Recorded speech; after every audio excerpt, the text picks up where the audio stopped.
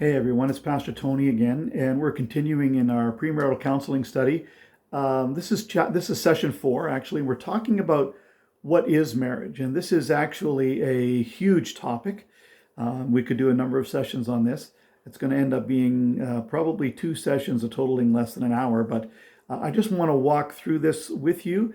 There will be opportunities for you to have some discussion among yourselves and between yourselves, and I hope that you will take the opportunity to pause the video when we get to those parts and do that. That's a big part of what we're trying to do here, is open up some lines of communication for you, just to make sure that you're on the same page as we get closer and closer to that wedding day. I know you're getting excited, and so we're going to talk about that. First of all, what is marriage? And the reason I asked the question that way is because there are so many really different ideas out there about what marriage is.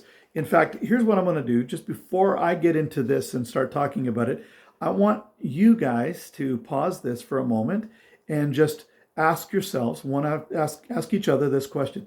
What does marriage mean to you? What is the point of marriage? What is marriage? Define it if you like. What is marriage to you? Take a moment and talk about that. Okay.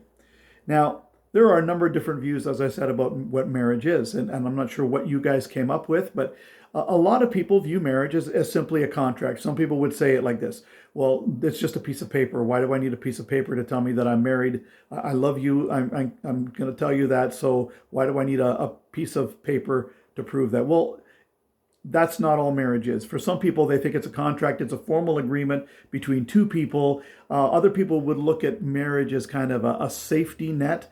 It's to protect the wife, for example. If the husband's out there working and she's sacrificing a career, which happens a lot, she would sacrifice a career to raise the kids, to protect the kids and the wife.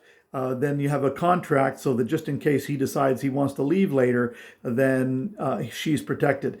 That's a really bad reason to have a marriage, for example. That's a pretty poor definition. If that's all marriage is about, there's not any real commitment in there, is there? But that's the way a lot of people would look at marriage. That's why you have, for example, prenuptial agreements, so that it's like, okay, let's understand this right up front. If this doesn't work out, I'm walking away with my stuff and you can walk away with your stuff. Well, it really misses out on what marriage really is. So I want to talk about, as we look at the Bible and what the Bible has to say about marriage, here's the idea. God's view of marriage is that it is a covenantal relationship. Now, a covenant is more than just a piece of paper. It is a mutual agreement. It is a sacred agreement between two people. In fact, between three parties. It's God involved in the process. And so that's why when we do a marriage ceremony, when it's a religious ceremony, we have the couple standing before God. They're making their vows before Him. And so it brings three into the arrangement. And so I'm going to talk a little bit about that. In fact, somebody would call this like a triangle, if you like, where God is there, but the husband and wife are also there. The closer we get to God, the closer we should be getting to each other. In an ideal marriage, that's what's happening. We draw closer to God, we draw closer to each other, and we work together that way. Richard Dobbins has defined a Christian marriage like this. He says, Christian married love is the persistent effort on the part of a man and woman to create for each other the circumstances in which each can become a better person than they could become alone. Now, it's a little bit of a lengthy way to say this. Marriage is designed to help you become a better person, each of you. So, in other words, your job as a husband and your job as a wife is to look at the other person and to help to create the atmosphere in your home in which that person can become the best version of themselves. And as you do that, your marriage becomes the best version of itself, what it should be. We actually need each other, and that's the whole point. Marriage is designed by God to help us to become more like God. In fact, the difficult parts of marriage are designed for that reason as well. The challenges that we face, the learning how to love each other, the learning how to put up with each other in the good times and bad, because in the vows, you'll note that they say for better or for worse. And a lot of times we go into a marriage and we have our rose-colored glasses on and we think, oh, wow, there are no bad things. This is going to be all wonderful. And for a while it will be. But then you're going to find, that things are not exactly as rosy as you thought they were. And the person is not perfect, and neither are you. And your imperfections start to rub up against each other. And it's in the sorting out of those things that we get the opportunity to change. We get the opportunity to become a better version of ourselves. And so, what I want to encourage you to do is to look at marriage as a process. There are going to be seasons in your marriage when you are wondering, what have I done? And who is this person that I've committed the rest of my life to? But the commitment that you made, the covenant that you have made, should hold you in those difficult times. Someone that I greatly respected way back when even before I was married, I remember her saying this. She said that while there will not always be red hot passion in a marriage, there should always be red hot commitment. And if you can hold on to that, if you can remember that, you can work through anything if you choose to, okay, which is why we talked about, for example, the session on communication. We choose whether or not we want to work through things. So I want to encourage you today to, even before you get to the wedding day and you get to that time together where you're going to be standing in front of your friends and your family and God, that you acknowledge that this is for life. This is not, there's no escape clause out of this. There's no, oh, I'm going to do this until it doesn't work out or until somebody better comes along. We never would say that in premarital counseling, by the way. We shouldn't be thinking that either. What we should be thinking is this: I love this person. I'm going to commit to this person for the rest of my life. I'm going to make this work. Okay. So in a few minutes, we'll talk about what that means for husbands and wives and what we ought to be doing to help each other. But right now, I want to ask you this question, and here's where I want you to, once again, pause this video and ask this question of each other.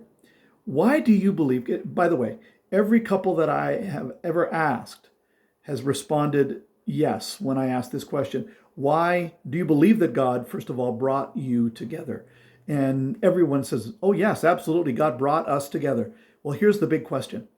Why did God bring you together? For what purpose did God bring you together with your unique gifts and talents and abilities, the putting together of this new entity, this husband and wife duo?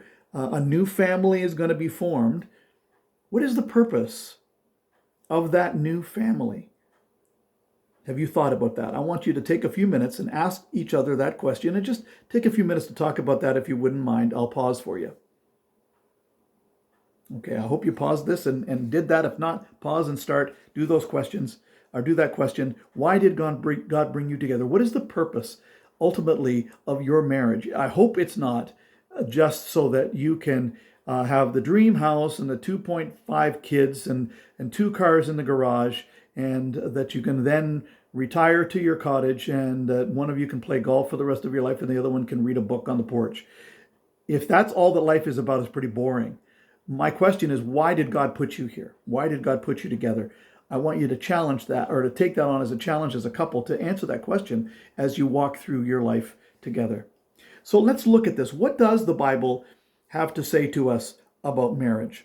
Well, first of all, we need to understand this, that we didn't create the idea of marriage. So right now there's been a lot of discussion about what marriage is, what does it take to have a marriage? Is marriage simply 2 people who say they love each other? Or like some people are trying to define marriage as 2 people who live under the same roof. And it can be anybody, any group of people. And it's like, okay, the problem is we didn't invent marriage and we don't get to decide what marriage is.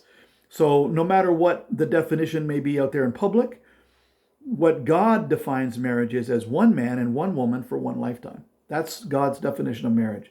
When Adam was formed, God created Eve, God formed Eve and brought Eve to Adam. He said, first of all, it was not good for man to be alone. By the way, I agree with that. And for you guys out there who are listening, you should agree with that as well. It is not good for man to be alone. You're a mess when you're on your own. You need someone. You need a good woman. And you found one. Okay, that's what this is about. So first of all, marriage was God's idea. He knew that man was not right by himself, and a woman completes him, and the man completes the woman, and we become, the Bible actually says that they become one. Um, in fact, Genesis chapter 2, verses 24 and 25 says this: For this reason, a man will leave his father and mother and be united to his wife, and they will become one flesh. The man and his wife were both naked, and they felt no shame. Now, there's a lot of really good stuff that's wrapped up in these two verses, and it's interesting that it's right there in the very first book of the Bible, okay, when you look at it. So the first thing that we see is what is called severance. The Bible says that a man is to leave his father and mother. There is a breaking of ties there. One of the biggest problems that can happen in a marriage is when that severance does not take place. I'm not saying you should wash your hands of your family and walk away and never see them again. That's not what this is saying. What it's saying is that your allegiance shifts. There's now a primary allegiance that takes place, and you are now shifting that primary allegiance to your spouse. Okay? She or he is the center now of that of your relationship. That's the most important person in your life. It's no longer your mom, it's no longer your dad, it's your spouse. And if there's not a leaving, there will never ever be the second part, which is the cleaving, okay, the grabbing hold of the being united with the other person. If you never ever leave father and mother emotionally, sometimes even physically. By the way, don't do what I did when I first got married. My wife and I moved into my parents' basement. Really bad idea. Don't do that, okay? And the reason you shouldn't do that is because it really makes leaving hard. You can still do it emotionally, but it makes it more difficult. You want to leave. You want to have your own, you want to create your own family, your own new world, your new entity, okay? So I want to encourage you to do that. So when we leave, it also means to leave a lot of the stuff behind. In 1 Corinthians, Paul talks about, when I was a child, I spake as a child, I thought like a child, but when I became a man, I put childish ways behind me. And here's where we do leave a lot of those things. Leaving in this context is a leaving of that phase, that period of time in our lives behind. It was a time when we were more carefree. It was a time when we had fewer responsibilities. It was a time when we had freedom, more freedom than we would now have when we're married. When we're choosing to get married, it's a great thing, but it also implies the picking up of responsibilities. Now you are responsible to build a home, to build a house, not necessarily a house particularly, but a home for you and your spouse. You're responsible to build a life with that person. You will have financial obligations. You will have obligations of intimacy that you will pick up. We'll talk about that in a little while. You'll have all these different obligations. And so in order to do that in a healthy way, you will need to leave behind a lot of the baggage of childhood. The selfishness, for example, of the teen years, where the world revolved around you. The world doesn't revolve around you anymore. For those of you who have kids or are planning on having children, trust me, one of the reasons that we have children, and one of the things we learn very quickly once we have children, is the world does not revolve around us. It revolves around them because there's this dependent human being who is now requiring our attention, and we don't have the luxury of being able to ignore that. Okay, so this is very important for us. It's a part of growing up, and that's a part of what marriage does. Marriage helps us grow up very quickly. And you'll learn that it's a good thing, but it's a difficult thing. It's a challenging thing. And one of the things that I would encourage you to do as a couple is to look out for a couple with a healthy marriage that you admire, okay? That's been around for a little while. They've survived some difficult times, perhaps, but they've been married for a few years, so they know what it is to have challenges, and yet they've come through them, and they have a marriage that you could look up to. What I would encourage you to do is ask that couple whether they would be a marriage mentoring couple for you. What that means very simply is this, that maybe once a month or once every couple of months you go out for dinner, you have a conversation with them, or if you're having a challenging time, you can pick up the phone and say, hey, listen, I don't know why he's acting like this, or I don't know what I've done, but how can I fix this, or what should I do? Somebody who's been through it before, who could give you some wise counsel. I would highly, highly recommend that. You don't need to be in this alone. So the second thing is when we leave, we need to be united to that other person. And in the Hebrew, the original language, it means to cling to or to be firmly attached. We need to be committed to permanence. And so we've talked about this in communication. What this means in that sense is that we don't have the luxury of running from our problems. We need to face them and we need to fix them. We need to deal with the issues as they arise. Some people, when they're immature, they don't like conflict. They don't want to deal with conflict, or some people deal with conflict in an unhealthy way. When we become married, what we need to do is commit ourselves to working things through, resolving our issues, whatever they may be.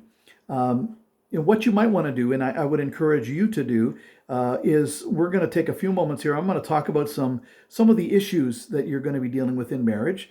And I want you to talk about your expectations with these things, okay? Just take a few moments as I just list these areas and talk about what your expectations are in them. I think it's really important to do that before you get married. And perhaps you can maybe hash out some of those things now instead of it being a problem later. So let's look at some of the areas of marital expectations first of all, and then we'll pause each one and I'll let you talk about that. The first area is this: in the area of security, the knowledge of permanence in the relationship and of financial and material well-being. What does that mean to you? And this is particularly important, for example, for some women. Women need to know that they're secure. That in fact, one of the things that many women place high on that list of things that they are looking for is for a husband, if they're going to be raising a family together, a husband who is going to be able to take care of her, to be able to support a family, to provide security for a family. It's actually right up there at the top of the list for many, many women, is that area of security, because they need to know this person is going to be responsible for providing for my children. Okay, so that's why it's so important for women, particularly because they're the ones who bear children.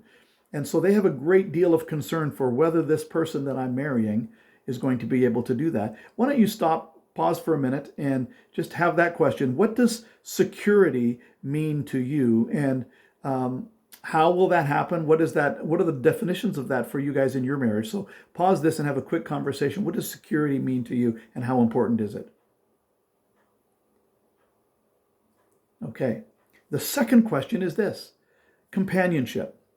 Having a soul partner to share the joys and the sorrows of life, also having common areas of interest and activity that you enjoy together. Now, that doesn't mean that you have to be alike, that you have to do everything together, that you have to spend every waking moment together. You probably will want to do that on the honeymoon, but the reality is that as life comes, you're going to have some different interests, and sometimes that's a healthy thing, but sometimes we have very differing ideas as to what our expectations of companionship are. Do you expect your husband to be with you or your wife to be with you every hour of every day and do everything that you want to do? What are your expectations regarding that? So why don't you pause and have a conversation about that for a moment? Okay. The third question is a very important one, and this can be a really contentious issue once we get into marriage, and that's the issue of sex. That sex is that oneness that comes through physical intimacy, the initiation and enjoyment of a growing physical relationship. Now, this is where it can be a real problem for a lot of couples, particularly if there have been issues in the past from upbringing.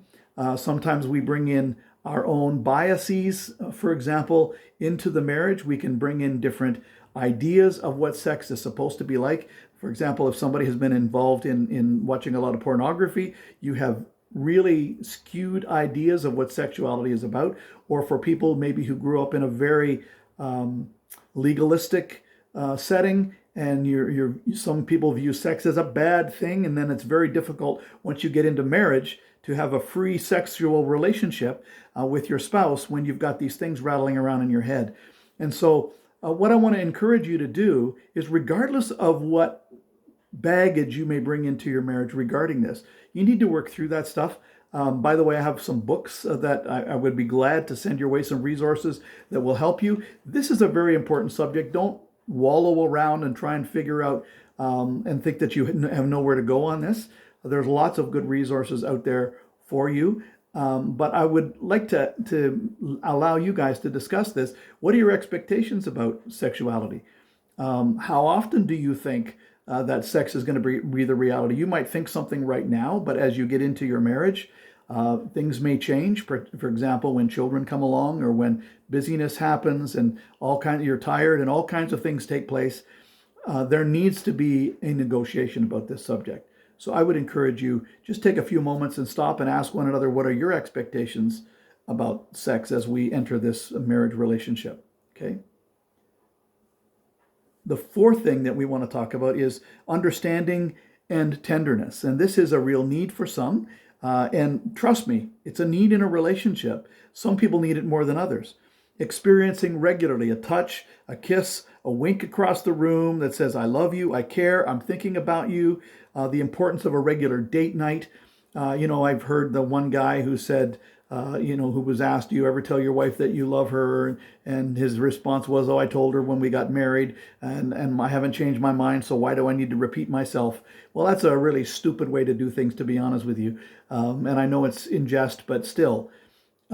We need to express tenderness. We need to make sure that we are rekindling that romantic relationship. So I would encourage you to have regular date nights. So you might want to stop and ask each other, what do we need for companionship? What are we expecting once we get married as far as regular date nights? Are we planning on doing that? How often do we need to do that? How are we going to make sure that happens? Why don't you pause this for a moment? You can have that conversation.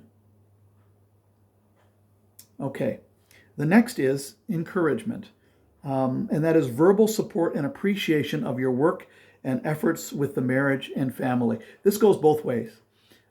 We talked a while ago about the needs of men and the needs of women, and the need of man is for respect, is for the understanding that he's appreciated for what he does, what he brings to the table, the work that he does, and that has a huge impact on how he functions in the world, how he operates, how he lives. And for the woman, the greatest need is that encouragement, that sense of belonging to someone and being loved for who they are and accepted for who they are. And she wants to be beloved. And she needs to be convinced of that she is loved by her husband. And in fact, there's a book out there called The 5 Love Languages that I would highly recommend that you grab hold of and read, that kind of helps us understand how we as individuals receive love. And it talks about the different ways that we do that. Sometimes it's words of affirmation, which is what this is talking about. Some people it's gifts, some people it's touch, and some people it's time. Some people it's acts of service, things that we do for someone else. We all have these different ways that we receive love, and so what you don't want to end up doing is speaking the wrong language, thinking that you're letting the other person know how much you care, and them not receiving it. You want to make sure that you're speaking the same language. So I would encourage you to stop this for a moment and just talk. How do you feel? When do you feel the most loved and encouraged? Pause this for a moment. Okay. The next one that we're talking about is intellectual closeness. And that is discussing and growing together in common areas of intellectual thought. The challenge. This is a challenge, especially for example, when one spouse is going to work to put the other one through school, and so the other one is continuing on with their education, while the one spouse is actually spending their time working and paying for the other one to be able to enjoy that time to go through school and to learn more so that they can get a better paying job. Well, what often happens in those situations is the one spouse outgrows the other intellectually. Well, how do we avoid that? Well, we avoid that by taking the time to talk on a regular basis, to communicate with each other so that we can still have that growing thing together. There are things we need to do as a couple to help us get there. Perhaps reading the same book and having discussions about it. That's one good way to do it. Making sure that you're studying. I would highly recommend that you read the Bible, have a devotional time every day. If you need a good devotional study, I will be glad to give you one. Ask me for that. I will tell you that I have never had to counsel a couple after they've been married who've been having marital troubles if they are reading the Bible and praying together. I've never had to counsel anybody, and there's a reason for that. It builds an intimacy. It builds an intellectual closeness. We're growing the same way, and we learn from that. Okay, so I would encourage you to pause this and talk about, what does it mean for us? How important is it for us to have that growing relationship and growing closeness intellectually as we're growing at the same pace? So pause this for a moment, talk about that for a moment. Okay, finally in this section, it's mutual activity. And that is doing things together, such as recreation, exercise, volunteer work, ministry, hobbies, dating each other, etc., those kinds of things. For example, here are some questions that you might want to ask. If we had all the money in the world, what would we want to do? And I'm assuming it's not just something leisurely all the time, because we all need purpose. So what would be the greatest dream to make the world a better place for you? How could you do that? How could you contribute towards that?